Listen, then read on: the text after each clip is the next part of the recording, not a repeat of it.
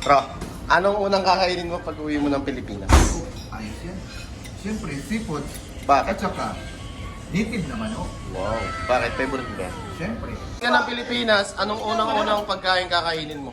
Lechon, yun ang ano. Lechon? Oo, at saka native naman ako. Ayos. Bakit? Yun ang ano natin eh, yung namimiss dito sa barko. Tuwi mo sa Pilipinas, anong unang mong kakainin? Jollibee. Bakit? Bakit? Isang bucket ng Jollibee. Bakit nga? Protein. Sa Pilipinas, anong unang kakainin mo?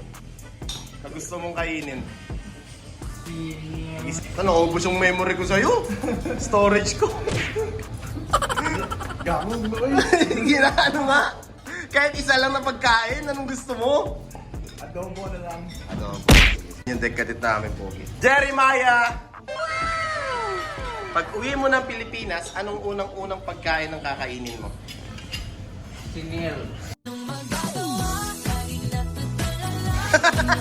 Huwag yan, pagkain nga. Hindi naman pagkain yan eh. Mga pagkain. Bakit kasi? Ano yung unang pagkain kakainin mo? Kansi. Kansi! Sa Charin, Bacolod, puntahan nyo. Ay, sana. Andun ako lagi, 24/7. Ter. Pag uwi mo ng Pilipinas, anong unang pagkain ang kakainin mo? Yung boss vlog yun. Yung bosilog. Yung nga kasi namiss ko yung ano, sinangag ng misis. Oh, hi! Sa iyong Okay, kay misis ko, kay Madam Becca. Oh, yun.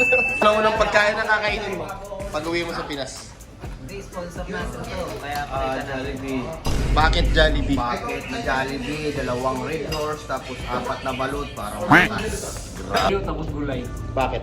Anong gulay? Anong gulay? Biro lang dito eh. Biro lang dito. Anong unang mong kakainin pag uwi mo sa Pilipinas? Buray. Ha?